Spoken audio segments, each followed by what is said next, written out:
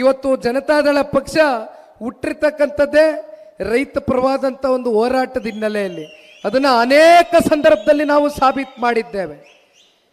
ಮೈಸೂರಿನ ತಂಬಾಕು ಬೆಳೆಗಾರರು, ರೈತರು ಕೆಲವು ತಾಲೂಕುಗಳಲ್ಲಿ ತಂಬಾಕುವನ್ನು ಬೆಳೀತಾರೆ.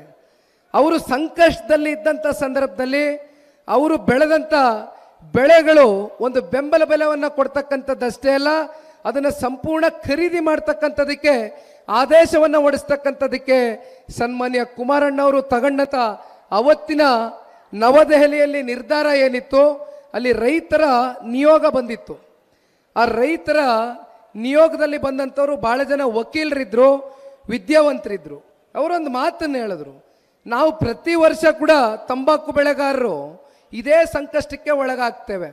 ಆದರೆ ಈ ಬಾರಿ ನಮ್ಮ ಪುಣ್ಯಕ್ಕೆ ಸನ್ಮಾನ್ಯ ಕುಮಾರಣ್ಣವರು ಕೇಂದ್ರದ ಸಚಿವರಾಗಿದ್ದಾರೆ. ಇಷ್ಟು ನಮ್ಮನ್ನು ಗೌರವಿತವಾಗಿ ಭಾಳ ಹತ್ತಿರದಿಂದ ಮಂತ್ರಿಗಳ ಜೊತೆ ಭೇಟಿಯನ್ನು ಮಾಡಿಸಿ ನಮ್ಮ ತಂಬಾಕುವನ್ನು ಖರೀದಿ ಮಾಡ್ತಕ್ಕಂಥದ್ದಕ್ಕೆ ಆದೇಶವನ್ನು ಹೊರಡಿಸಿರ್ತಕ್ಕಂಥದ್ದು ನಿಜಕ್ಕೂ ಕೂಡ ಒಬ್ಬ ರೈತನ ಮಗ ಇವತ್ತು ದೇಶದಲ್ಲಿ ಶ್ರೀ ನರೇಂದ್ರ ಮೋದಿಜಿಯವ್ರ ಜೊತೆ ಅವ್ರ ಕ್ಯಾಬಿನೆಟ್ನಲ್ಲಿ ಆಡಳಿತ ನಡೆಸಿದ್ರೆ ಇವರು ರೈತರಿಗೆ ಎಷ್ಟು ಶಕ್ತಿ ತಂದುಕೊಡ್ತದೆ ಅಂತಕ್ಕಂಥದ್ದು ಅದನ್ನು ಅವರು ಸ್ಮರಿಸ್ಕೊಳ್ತಾ ಇದ್ರು. ಈ ರೀತಿ ಸನ್ಮಾನ್ಯ ಕುಮಾರಣ್ಣವರು ಇಲ್ಲೂ ಕೂಡ ಶ್ರೀನಿವಾಸಪುರಕ್ಕೆ ಮೊನ್ನೆ ಹೋಗಿದ್ದೆ. ಶ್ರೀನಿವಾಸಪುರದಲ್ಲಿ ಅತಿ ಹೆಚ್ಚು ಮಾವು ಬೆಳೆಗಾರರಿದ್ದಾರೆ. ಎಲ್ಲಿ ನೋಡಿದ್ರು ಕೂಡ ಬೆಳೆದಿರ್ತಕ್ಕಂಥ ಮಾವು ಬೆಂಬಲ ಬೆಲೆ ಸಿಕ್ಕಿಲ್ಲ, ಖರೀದಿ ಆಗಿಲ್ಲ. ರೈತರು ಆಕ್ರೋಶ ಭರಿತರಾಗಿ ಎಲ್ಲ ಕಡೆ ಮಾವನ್ನ ಚೆಲ್ಲಿದ್ರು. ಸನ್ಮಾನ್ಯ ಕುಮಾರಣ್ಣವ್ರ ಹತ್ರ ಮಾವು ಬೆಳೆಗಾರರು ಒಂದು ನಿಯೋಗ ಹೋಗುತ್ತೆ.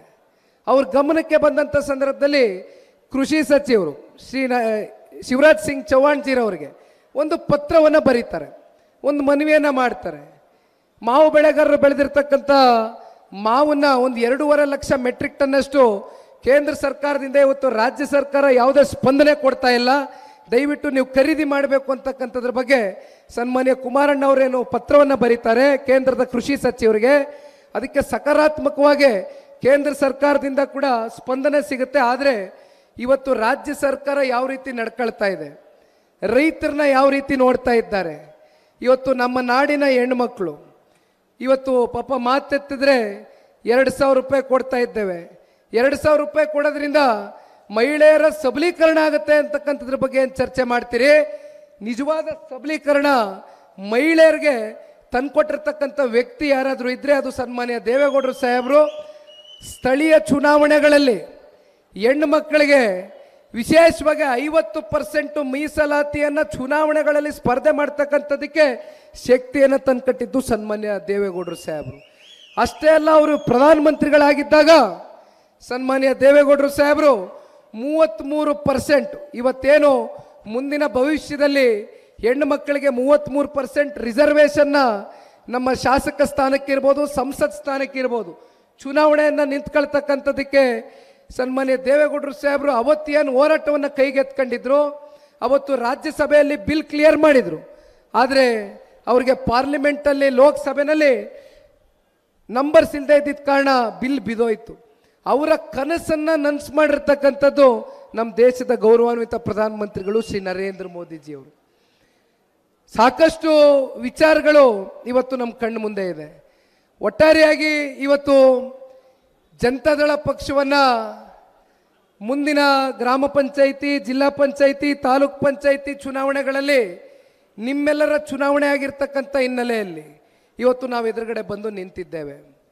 ಇನ್ನು 3 ವರ್ಷ ಇದೆ ಚುನಾವಣೆಗೆ. ಇಷ್ಟು ಬೇಗ ಯಾತಕ್ಕೋಸ್ಕರ ಈ ಕಾರ್ಯಕ್ರಮವನ್ನು ಹಮ್ಮಿಕೊಂಡಿದ್ದೀವಿ ಅಂತಕ್ಕಂಥ ಯಕ್ಷ ಪ್ರಶ್ನೆ ನಿಮ್ಮ ಮನಸ್ಸುಗಳಲ್ಲಿ ಕಾಡ್ಬೋದು. ಮುಂದಿನ ವಿಧಾನಸಭಾ ಚುನಾವಣೆ ಇನ್ನು 3 ವರ್ಷ ಇದೆ. ಆದರೆ ಈಗ ನಾವು ಎದುರು ನೋಡ್ತಾ ಇರ್ತಕ್ಕಂಥದ್ದು ಕಾರ್ಯಕರ್ತರ ಚುನಾವಣೆ, ಅದು ನಿಮ್ಮ ಚುನಾವಣೆ. ಗ್ರಾಮ ಪಂಚಾಯಿತಿ, ZP, TP ಚುನಾವಣೆಗಳನ್ನ ಅತಿ ಶೀಘ್ರದಲ್ಲೇ ನಾವೇನು ಎದುರು ನೋಡ್ತಾ ಇದ್ದೇವೆ. ಇವತ್ತು ನಿಮಗೆ ಶಕ್ತಿಯನ್ನು ತಂದುಕೊಡ್ಬೇಕಾಗ್ತದೆ.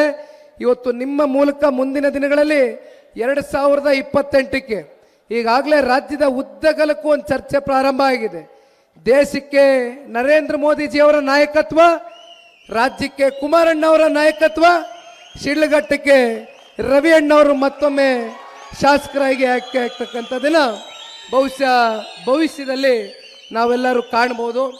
ಈಗಾಗಲೇ ಸಮಯ ತುಂಬ ಹೊತ್ತಾಗೋಗಿದೆ. 3 ಗಂಟೆ ಮೇಲೆ ಕಳೆದೋಗಿದೆ.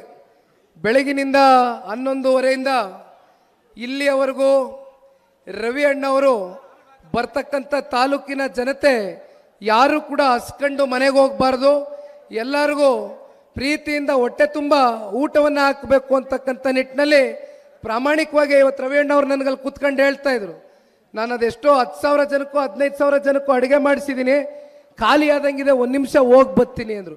ನೋಡಿ, ನಮ್ಮ ರವಿ ಅಣ್ಣವ್ರ ಪ್ರೀತಿಯಿಂದ ಊಟ ಹಾಕ್ಲಿಕ್ಕೆ ಕರೀತಾರೆ ಅಂದರೆ ತಾಲೂಕಿನ ಜನತೆ ನಿರೀಕ್ಷೆಗೂ ಮೀರಿ ಇವತ್ತು ರವಿ ಅಣ್ಣ ಅವ್ರ ಮೇಲೆ ಇಟ್ಟಿರ್ತಕ್ಕಂಥ ಪ್ರೀತಿ ಅಭಿಮಾನ ಯಾವ ರೀತಿ ತೋರಿಸ್ತಾ ಇದ್ದೀರಿ ಅಂತಕ್ಕಂಥದ್ದನ್ನ ನಾವು ಭಾಳ ಹತ್ತಿರದಿಂದ ಬಲ್ಲೆ ಅಣ್ಣ.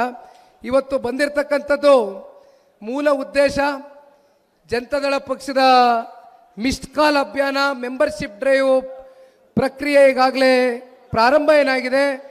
ಇವತ್ತು ಶಿಡ್ಲಘಟ್ಟದಲ್ಲಿ ನಾವೇನು ಬಂದು ತಲುಪಿದ್ದೇವೆ, ದಯವಿಟ್ಟು ಒಂದು ನಂಬರನ್ನ ನಿಮ್ಮ ಮುಂದೆ ಇಡ್ತೇನಣ್ಣ. ನಿಮ್ಮೆಲ್ಲರ ಮೊಬೈಲ್ ಫೋನ್ಗಳು ಈಗಾಗಲೇ ಭಾಳ ಜನ ಮಿಸ್ಡ್ ಕಾಲ್ ಕೊಟ್ಟಿರ್ತೀರಿ, ಇಲ್ಲ ಅಂತೇನಿಲ್ಲ. ಇದು ಕೇವಲ ನಮ್ಮ ಮುಖಂಡರುಗಳು ಇವತ್ತು ಮಿಸ್ಡ್ ಕಾಲ್ ಕೊಡ್ತಕ್ಕಂಥದ್ದು ಅಷ್ಟೇ ಅಲ್ಲ, ಇನ್ನು 30 ದಿನಗಳ ಕಾಲ ದಯವಿಟ್ಟು ಎಲ್ಲ ತಮ್ಮ ಗ್ರಾಮ ಪಂಚಾಯಿತಿ ಮಟ್ಟಕ್ಕೆ ನಿಮ್ಮ ನಗರದಲ್ಲಿ ಬರ್ತಕ್ಕಂಥ ವಾರ್ಡ್ಗಳಿಗೆ ಒಂದು ದೊಡ್ಡ ತಂಡವನ್ನು ಮಾಡಿಕೊಂಡು ಈ ಮಿಸ್ಡ್ ಕಾಲ್ ಕ್ಯಾಂಪೇನ್ನಲ್ಲಿ ತಾಲೂಕಿನ ಜನತೆಗೂ ಕೂಡ ಸಕ್ರಿಯ ಸದಸ್ಯರಾಗ್ತಕ್ಕಂಥದ್ದಕ್ಕೆ ನೀವೆಲ್ಲರೂ ಕೂಡ ಅವರಿಗೆ ಆಹ್ವಾನವನ್ನು ಕೊಟ್ಟು ಒಟ್ಟಾರೆಯಾಗಿ ಇವತ್ತು 50 ಲಕ್ಷ ಗುರಿಯನ್ನು ನಾವೇನು ಇಟ್ಕೊಂಡಿದ್ದೇವೆ ತಲುಪಬೇಕು ಈ ಮಿಸ್ಡ್ ಕಾಲ್ ಕ್ಯಾಂಪೇನ್ ಮೂಲಕ ಅಂತ, ಆ ಗುರಿಯನ್ನು ಸಾಧಿಸ್ತಕ್ಕಂಥದ್ದಕ್ಕೆ ಶಿಡ್ಲಘಟ್ಟ ತಾಲೂಕಿನ ರವಿ ಅಣ್ಣನ ನೇತೃತ್ವದ ಎಲ್ಲ ನಮ್ಮ ಪ್ರಮುಖ ಮುಖಂಡರು, ಕಾರ್ಯಕರ್ತ ಬಂಧುಗಳು ದೊಡ್ಡ ಮಟ್ಟದಲ್ಲಿ ಸಹಕಾರವನ್ನು ಕೊಟ್ಟು ಪಕ್ಷದ ಸಂಘಟನೆಗೆ ಹೆಚ್ಚಿನ ಶಕ್ತಿಯನ್ನು ತುಂಬಬೇಕು ಅಂತಕ್ಕಂಥದ್ದನ್ನ ಈ ಸಂದರ್ಭದಲ್ಲಿ ಕೋರ್ತಾ, ಮತ್ತೊಮ್ಮೆ ಮಗದೊಮ್ಮೆ ಇಲ್ಲಿ ಸೇರಿರ್ತಕ್ಕಂಥ ಎಲ್ಲ ನನ್ನ ಆತ್ಮೀಯ ಶಿಡ್ಲಘಟ್ಟ ತಾಲೂಕಿನ ಮುಖಂಡರೇ, ಕಾರ್ಯಕರ್ತ ಬಂಧುಗಳೇ, ವೇದಿಕೆ ಮೇಲೆ ಆಸೀನರಾಗಿರ್ತಕ್ಕಂಥ ಎಲ್ಲ ನಮ್ಮ ಹಾಲಿ ಮಾಜಿ ಶಾಸಕ ಮಿತ್ರರೇ, ವಿಧಾನ ಪರಿಷತ್ನ ಸದಸ್ಯರೇ, ನಿಮ್ಮೆಲ್ಲರಿಗೂ ವಂದಿಸಿ ನನ್ನ ಈ 2 ಮಾತನ್ನು ಮುಗಿಸ್ತೇನೆ. ಜೈ ಹಿಂದ್, ಜೈ ಕರ್ನಾಟಕ ಮಾತೆ, ಜೈ JDS. ಸ್ವಾದಿಷ್ಟತೆಯ ಸ್ವಾದ, ತಾಜಾತನದ ಆಹ್ಲಾದ, ಉತ್ತಮ ಆರೋಗ್ಯ ಮತ್ತು ಹೆಚ್ಚಿನ ರೋಗ ನಿರೋಧಕ ಶಕ್ತಿಯ ವೃದ್ಧಿಗೆ ಈಗ ನಿಮಗೆ ಸಿಗುತ್ತಿದೆ ಉತ್ತಮ ಗುಣಮಟ್ಟದ ಪೌಷ್ಟಿಕಾಂಶ Shri Vaidik millet health mix. ಇದು ಸಿರಿಧಾನ್ಯಗಳ ಸಂಪತ್ತು.